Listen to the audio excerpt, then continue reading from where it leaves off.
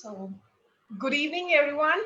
We are back again with our talk show, the GWC Talk Show, where we talk about women who do extraordinary things and whatever they have in their minds, they make it true. They aspire to inspire. Today, ladies and gentlemen, we have Miss Ira Singhal. So, to talk about a few things about Iraji, I would also like to mention over here, she is the woman of determination. Whatever she thought of, she fulfilled. There's a line said by her. I would not like to start the talk show without those lines. She says, only I know what my potential is and what I am capable of. I really love these lines. Miss Ira Singhal is the first person with disability to top the prestigious Civil Services Examination 2014. She has BE and MBA degrees from two of the top institutions of the country and has worked as a strategy manager for Cadbury India Limited. While she enjoyed working in the corporate sector, she wanted to work for the society and hence decided to change her career path. Before her selection as an IS officer in 2015, she was rejected thrice by the government as an IRS officer in the same exam despite clearing it due to her disability. She decided to fight the rejection in Central Administrative Tribunal and won after a battle of 3 years.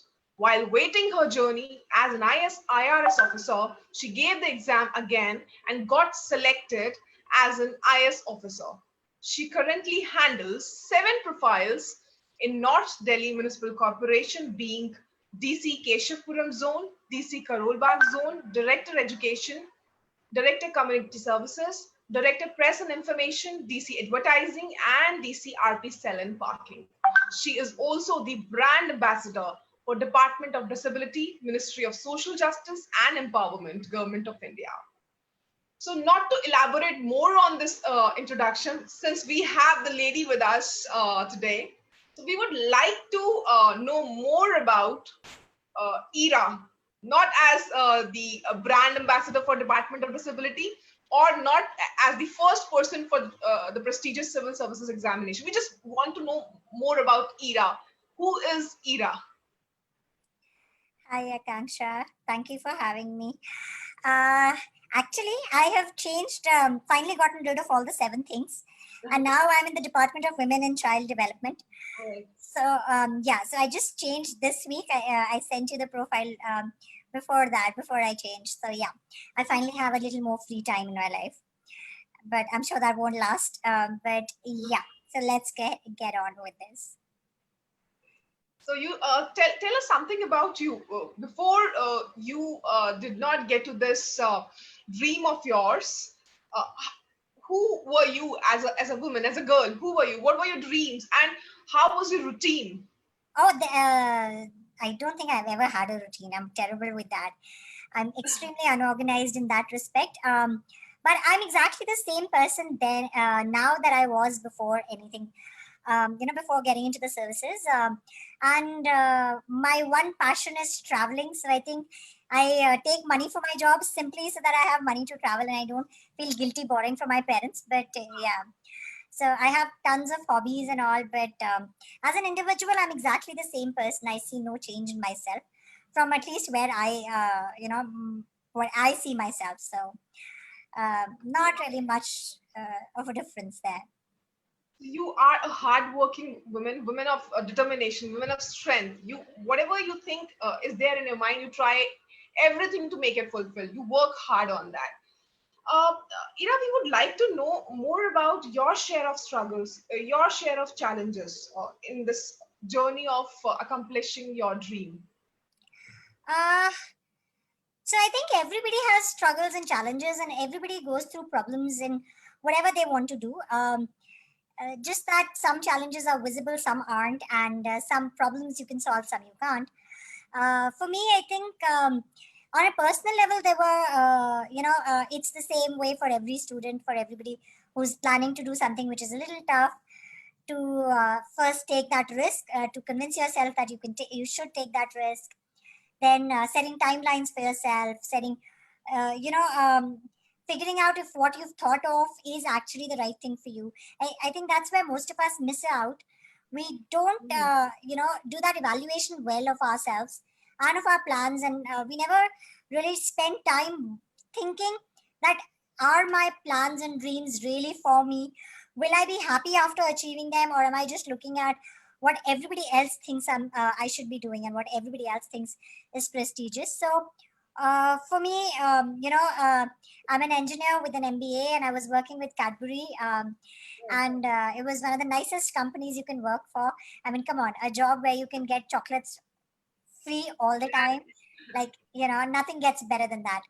So I had an excellent job. I had an excellent corporate life. I just realized that I wanted to do a little more with my, with my time. I wanted to work on things which really made an impact on the ground. And so I decided to quit and get into civil services. And I think getting into the services was the first time that I was discriminated against as a person with disability. And I was rejected 3 times from civil services exam. After clearing it, I was rejected thrice, not given a posting, simply because my disability did not fit the list of allowed disabilities that they had put up. And it was not that they said that you can't do the job. It was simply that you can do the job, but we kind of forgot to include you. We kind of forgot to realize that there are people like you who can, who can exist and who can do the job. So we're not going to take you. So I had to fight that, because it wasn't for me that I was fighting. Actually, what I realized was that there are a lot of other candidates to whom this happens every year.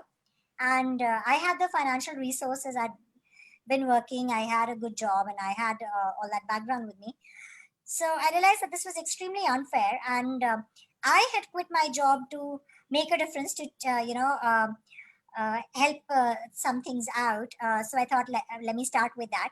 So I filed a court case, and basis the court case, I was given IRS, like you mentioned in the introduction.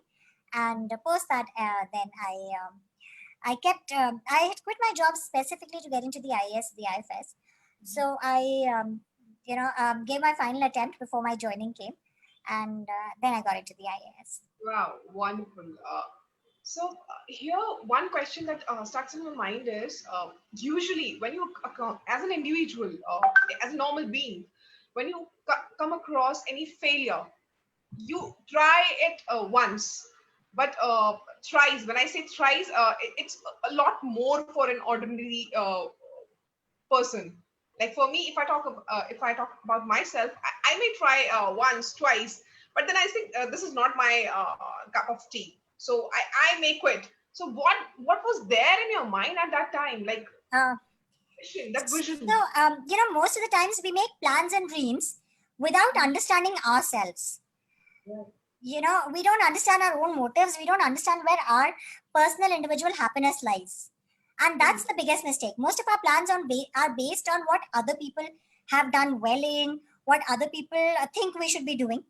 And that was the main difference. That for me, I wasn't running from something, or I wasn't trying to find, glory for myself.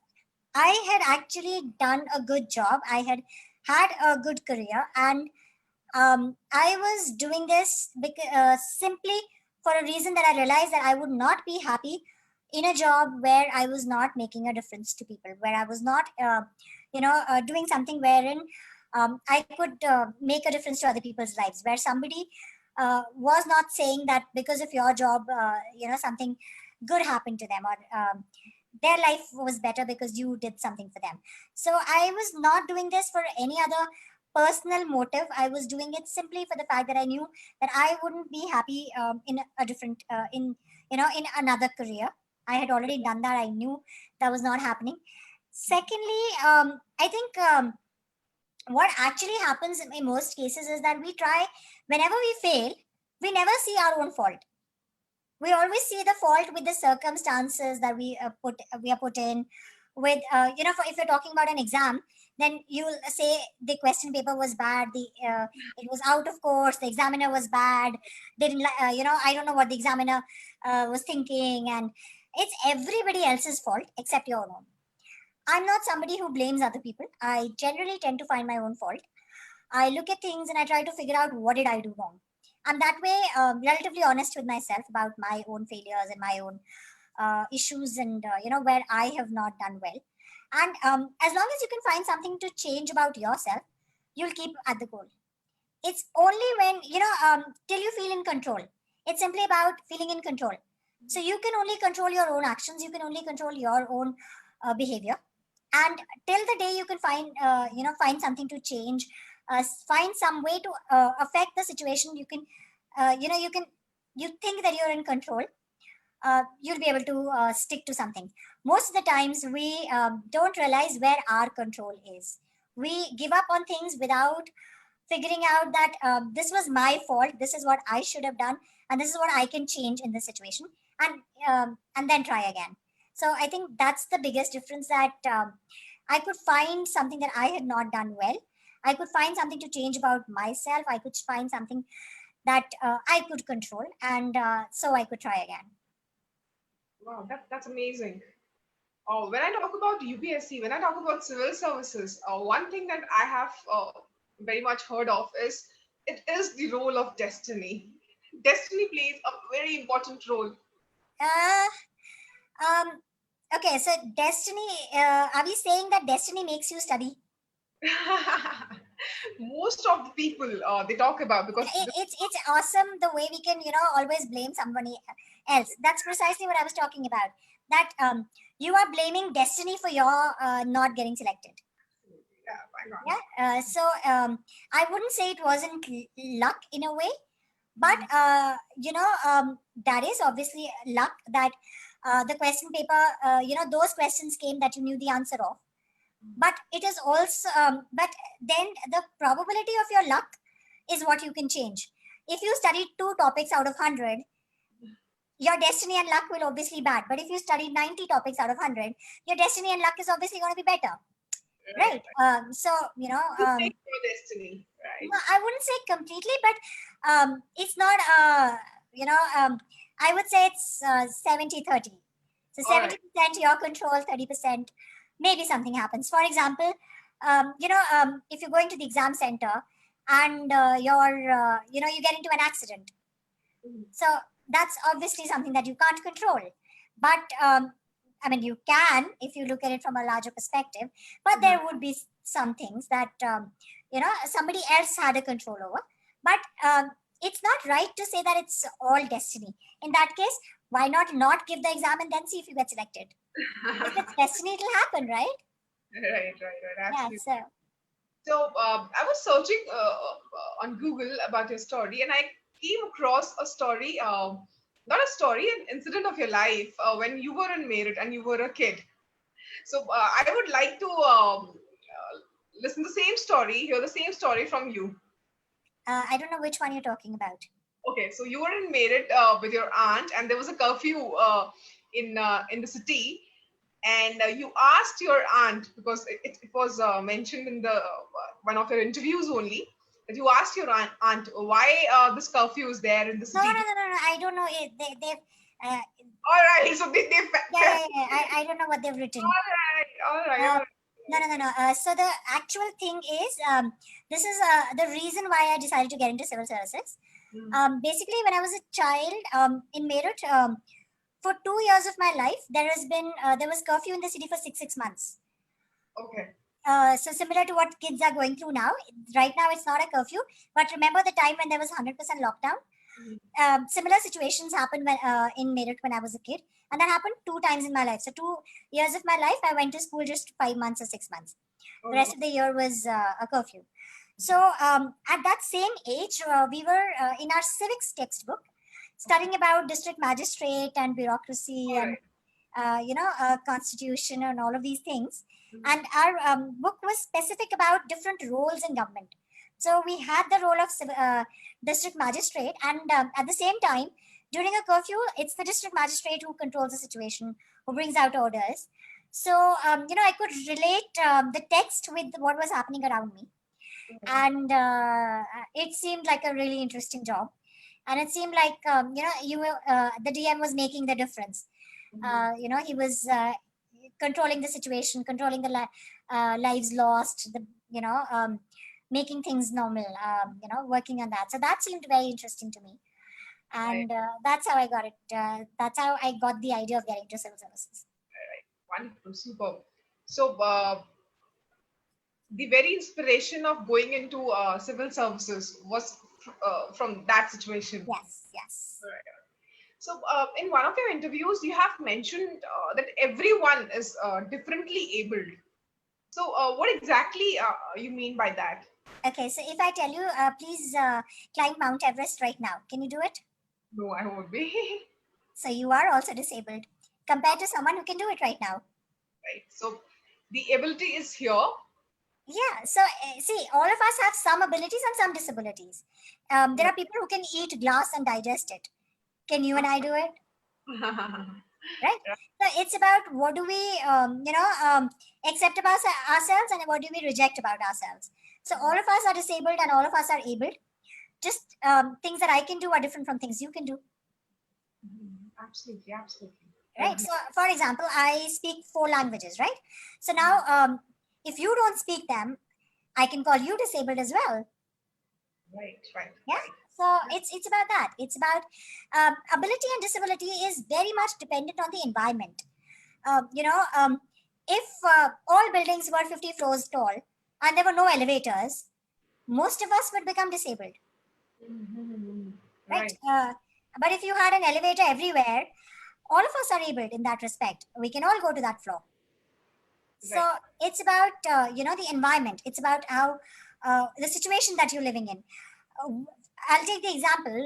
Women were definitely not very suitable to the technological advancements of, let's say, 1,000 years ago. So that time, women obviously became the weaker sex because your ability to fight a war was obviously limited. But today, when you're fighting with drones, all of us can do it. So Wow. it's about the environment and the accessibility of the environment in the period that you're living in. So ability and disability is all about that, and categorizing people should be done on the basis of their abilities and on the environment and the way you've structured the world around you. Absolutely. Beautiful lines. When I'm talking to you, I feel you as a very polite and a very down to earth person. And I also asked you what were the changes before and after. So it feels like you are the same girl of that determined girl and women of extraordinary mindset, like innovative mindset, I would say. But what about the people around you? How were the things then and now? Uh, How the circumstances and people changed? so I have absolutely horrible friends and family members. Nobody likes me better now. So I think it also comes from the environment. So I'll tell you, the world sees you as you see yourself. So if you think you're someone great and who's someone, amazing, and you've suddenly become somebody better than everybody else, then the world around you will change. In my head, nothing has changed for me as an individual. I always respected myself, even when I was 10 years old. I still do that. I don't see if I've become smarter. Just that more people know that. The only difference is more people know about me, and I get to do the job that I wanted to do. That's it. That doesn't change me as an individual. That doesn't change the person I am, and hence my behavior towards nobody has changed. I may have less time to meet my friends, but that doesn't mean that I have less affection for them or they have less affection for me, or I suddenly think I'm better than them, or worse off or anything, or they think. So I think the world changes for you the minute you decide that the world has changed for you. So for me, all my friends and family, they're exactly the same. Maybe the only difference is a little more people recognize me, and I do shows like this a little more. And if I give advice now, a lot more people will listen. Trust me, I've been giving advice all my life. I'm basically the agony aunt of all my friends. But I think now I have a wider audience to give practical advice to. So that's, I think that's the only change. And Right, yes, of right. course, I get to do that, the job where I get to affect lives in a positive way. Lovely, lovely. When the first thought of quitting your job in Cadbury, what was your family and friends' take on that? My parents thought I was this. I, yeah, yeah, Maybe talk to an individual, a different individual, not Ira, yeah, some other person, and they think of that risk taking yeah, yeah. uh, So at in significant my age. head, I knew what I was getting into, and I had made a very practical plan. I had decided that I will give this exam for these many attempts. I had made sure I had a corporate career to go back to. Uh, you know, um, See, I'd worked for 2 years, so I knew that I can come back and join at the same level, even if civil services doesn't work out. So one, I had a very practical plan. So when see, the point is when you tell someone you're going to do this, you need to have a step by step plan for failure. Most of the time, our plan is about success. We all, as that's one thing I find about students. I keep advising everybody that unless you have a plan B, do not get into civil services sort of scenario. But Right. most people don't realize that. So you need to have a backup plan. You need to have a plan B ready, a plan for failure ready before you have a plan for success. So I had a plan for failure ready, and so from my end, I knew what I was doing, and I wasn't quitting for any other reason except that I really wanted to do something wherein my job had that kind of a impact. Right. My parents definitely thought that I was so lazy that they're like, she wants to come and sit at home. The company is making her work. So now this lazy bum wants to come back and sit at home again and not do anything in life. Because honestly, I'd never really studied all my life, so they didn't really have a good example to base my thing on. So they were convinced I was doing this just to not work and to laze around. So they weren't very happy with it. It wasn't that they thought that I couldn't do it. It was simply that they thought that I was lazy and I wouldn't do it. All right. So it's Okay. not about ability, it was about intent. They did not believe my intent. And they weren't very keen on me quitting. And plus, they also thought that, do you really want to take up another thing at this age? Because I was already an engineer, MBA working. So it was quite late in my career that I decided to do that. So, they weren't very keen on it. But then I had to prove it to them that no, I was serious about this, and I wasn't doing this just to not be doing anything more in life. The initial reaction at home was, "Are you sure? Are you really going to study this time?" So, but obviously, they were once I was sure of it, and uh, obviously after that they were supportive. And I couldn't have done it if I didn't get my parents' support, because I prepared from home. I basically, most people think that I prepared from Delhi. Actually, I didn't. I prepared from home. My home just happens to be in Delhi. All right. All right. Yeah. So I did get the support, but I had to first convince them that I knew what I was doing, and then I had a plan for failure ready. So plan B should be there. Absolutely. And see, the way I see it, especially for someone who's planning for civil services, if you're someone who doesn't plan for failure for in your personal life, how will you do it for the country? And that's then should you be allowed to make plans for the country if you're someone who just plans for success? It's very Right. important to plan for failure, because you need to know what you're going to do if things don't work out the way you think of them. And I think that's the most vital thing. So that's one mistake most people make. And if you can't do plan well for yourself, I don't think you should be allowed to plan for the country. Absolutely. Absolutely. Right. Right. So how you're going to define success? I think success to me is uh, being able to be at a place where you're happy. You're happy. Okay. You know, deciding picking the opportunities that you want in your life, and getting to those places, getting to those opportunities, and making use of those opportunities. I think that's how I would define success. Right. Right. Okay.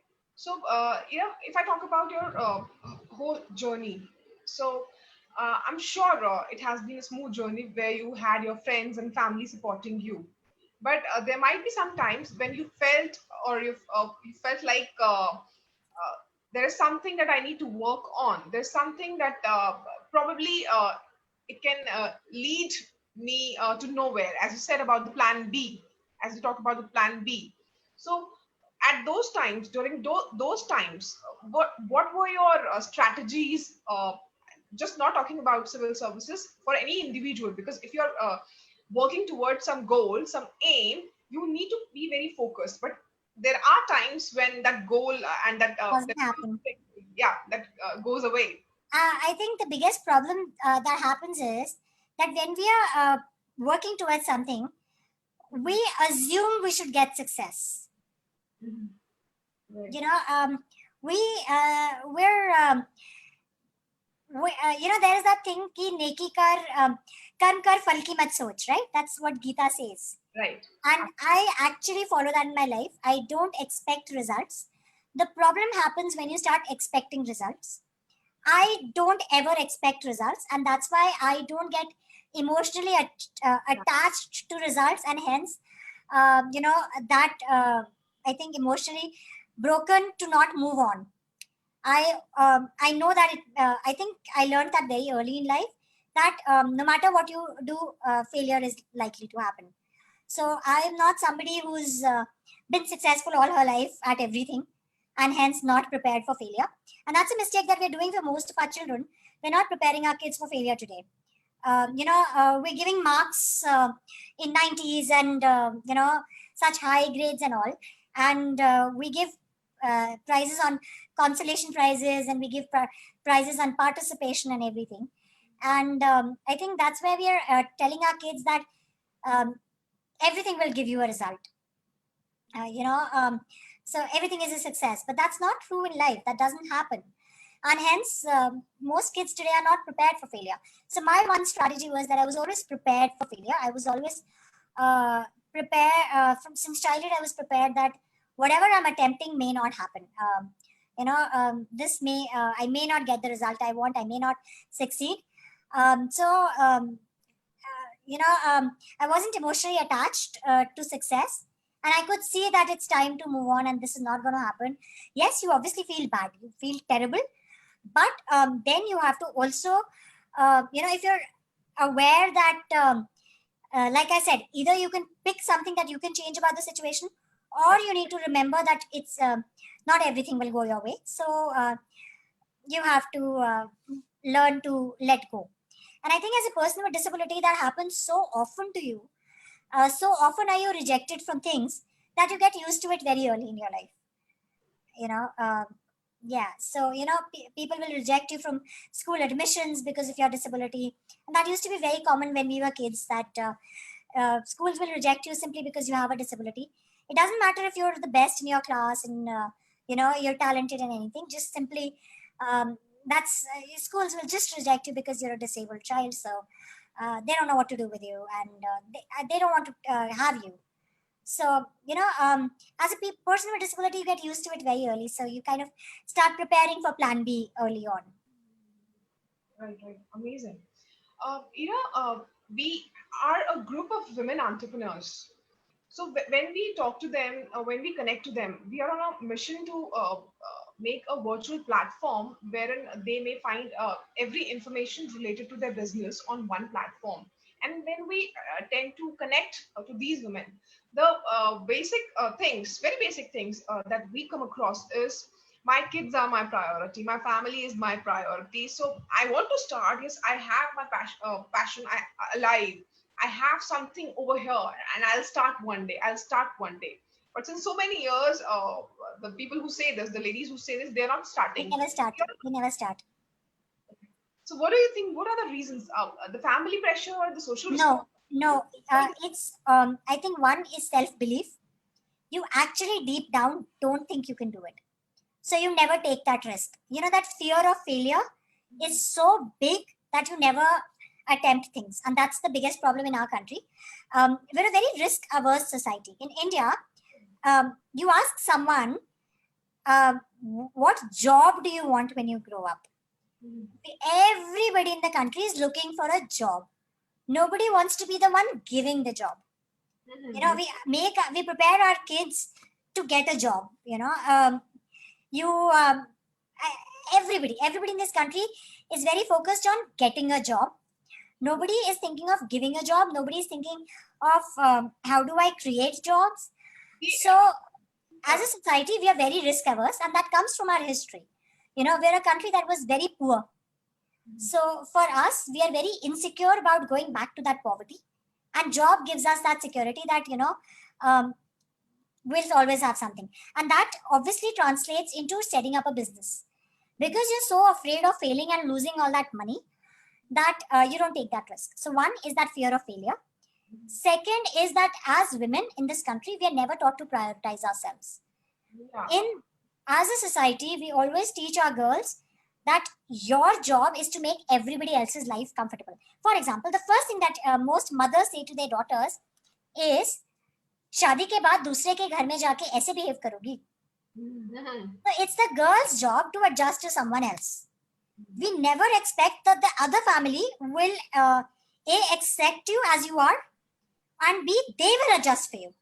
कभी लड़के को किसी ने बोला है कि बीवी आएगी तो उसके साथ तुम एडजस्ट कैसे करोगे? नहीं. This is something that we always tell the girl. How will you adjust with your in-laws? How will you adjust with your husband? So behave like this. So for women, since childhood, even if you get a career, you are taught that you need to pick careers and a lifestyle which is suitable for someone else. And hence, as women, we are born with the guilt of being a woman. The day you are born, that guilt is given to you that you are a girl who was born. You should have been a guy. So you're born with that guilt of being a woman, and then over the years that guilt is piled on. You're not a perfect mother, you're not a perfect housewife, you're not a perfect daughter. Your guilt keeps piling on for ever and ever. So that idea of prioritizing your dreams never happens, because there's always someone else whose life you're supposed to take as a priority. So initial years of marriage, it's your husband and in-laws, then it's your kids. When your kids are married, then you feel too old. All your life, your priority is someone else. You never have that freedom to prioritize yourself. And it's only women who have, somewhere their spouses or their, parents have allowed them to prioritize themselves, who set up the businesses. So the biggest thing is that women need to realize that it's okay to prioritize yourself. Don't feel guilty about putting yourself as someone important. Right. खाना बच जाता है बच्चे का तो mummy खाएगी. It's just every little thing in the family where you are not the priority. When does the dad eat the food that the child has left? It's always mommy who's going to eat the food, right? So as a country, we don't allow women to prioritize themselves, and that's where the biggest problem of women entrepreneurs lies. Plus, we never give you the skills. We never allow you to the exposure of women to the commercial world is very limited. Because of obviously mobility issues, women out in the world are, women who go out and have exposure to markets, to loan, opportunities for loan, to all of those other places. That's very, very small. And hence women are generally not aware of how do they start. They don't know what is the first step, because we never give them that exposure, which boys automatically get. See, a very simple thing. When you're a 16, 17-year-old, everybody asks a girl, where are you going? But nobody asks a guy, where are you going? So the guy gets to go wherever and learn things on his own, right? The male child gets to go out with his friends, gets to discuss various things. With the girl, we check who she's talking to. We check where she's going. We check when she's going and when she's coming back. So that burden on her to always be regulated is so big that she never gets the opportunity to explore, to understand the world. And, we kind of control her interactions with the world. Parents or husbands or spouses or in-laws always control her interactions with the rest of the world. You always, so that if you don't have the freedom to interact with the world, you don't have the freedom to learn at your own pace. Right. And that's the biggest problem.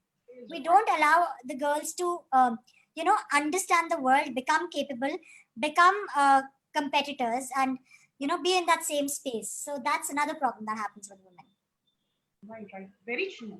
That freedom is required. The priority of prioritizing yourself is very important. And I believe that if you are not able to prioritize yourself, you're not able to give priority to yourself, you won't be able to, because you're setting an example for your kids, your family. You need to set. That's great, great. If I ask you the difference between, because we always say there is a quote that always come across: failures are pillars to success. How are you going to take that? I actually think that's very true. It's very important to fail to actually succeed. I Mhm. don't think there's anybody who's really succeeded in life. And I don't mean success in giving exams. I mean actual success in terms of really making a difference to the world. All the people that you would ever remember are people who have failed at something. And that's you will not you know failure makes you work harder. Right. Failure makes you realize where you are lacking it. Failure helps you understand yourself. Failure gives you introspection. Failure gives you the ability to keep trying. It all comes from failure. So I think it's extremely important to fail. And I know that personally, because I did not see, failure doesn't mean going at zero or negative. Failure also means not achieving what you thought you would achieve. you know um, Failure is very relative. What may be failure to me may not be to you. Right. So Right. it's a personal failure sort of thing. So, but it's important to fail at your own goals, because then you understand how to work harder, and b you understand yourself better. You understand your weaknesses. You understand what are your strengths, and you start working towards them. So I completely agree with that. Wow. Absolutely. So, these are so inspirational words, and I'm sure the ladies who are listening to us are definitely going to inspire from this talk by Ira Singhal ji. One more question that I have. I'm sorry, I have so many questions to ask, That's okay. but I actually love listening what you're saying. One more question is, as we compare the role of women in society earlier, now, and in the future. So it's more of what I believe is, if women take more part in the economy of a country, the economy goes up for Absolutely. sure. Absolutely. But over here, because of the conditioning, because of the upbringing, the social norms, whatever we have, because of that women are sitting at the back bench. They're not coming forward and working on that economy. And above all, they don't understand their role in the economy. What they understand is, they understand that though they are also contributing in the economy by taking care of kids and family, they are the home managers, but that is without any payment. They're not getting any payment for that. They're not earning anything from that. What they are earning is uh, the tag of wife, the tag of mom.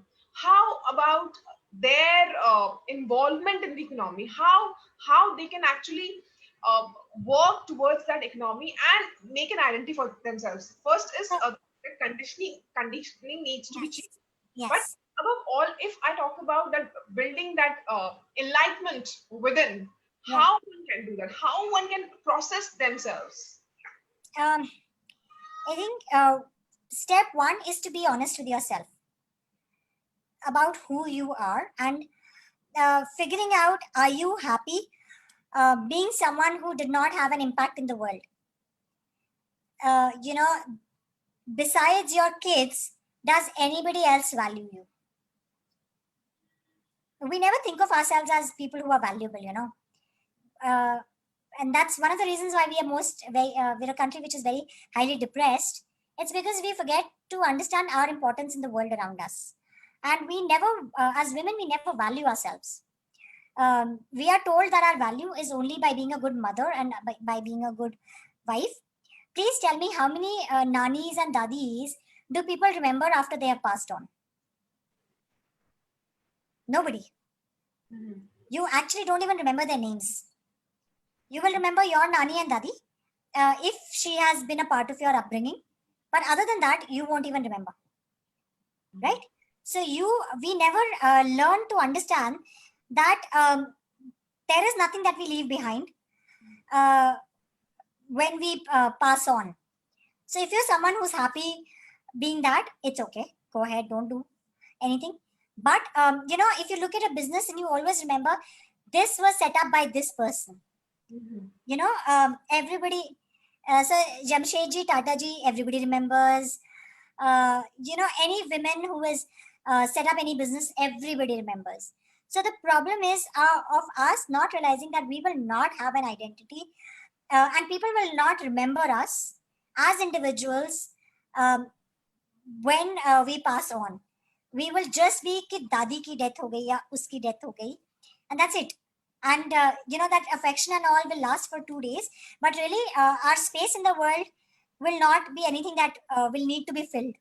Right. There won't be anybody looking for that.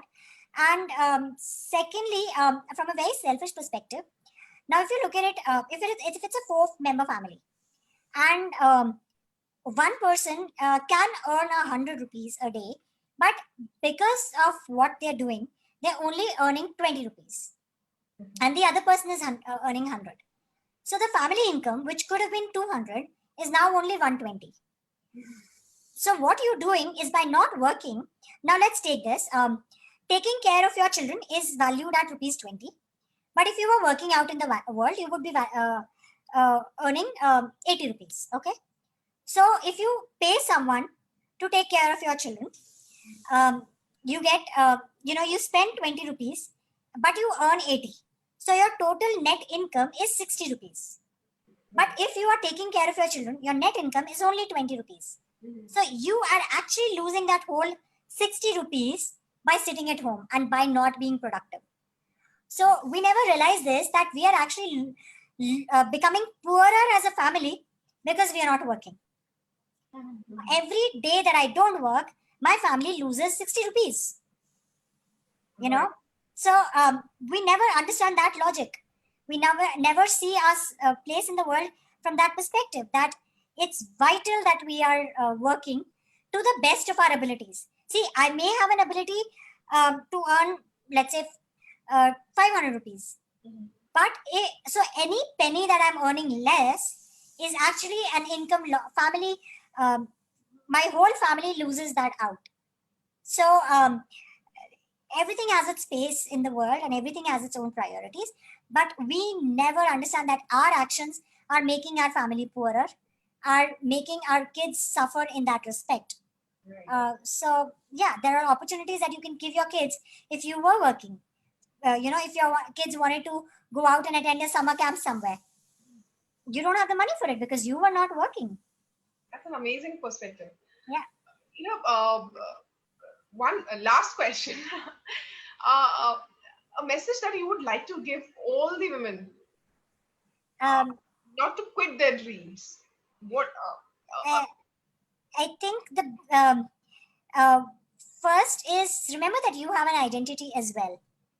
And if your identity is only within your family, the minute your family grows bigger, your identity is lost. If is your identity something that anybody will remember and cherish after you're gone? And I don't want to compare, but we haven't moved past the mammal stage for most of our women. We just talk and walk and live in houses, but we haven't moved past the mammal stage for ourselves as individuals. So are you okay with your impact in the world? Are you okay with what you're leaving behind as your legacy? If you're not, then change it. And it's never too late. It's never too late to get up and start doing something.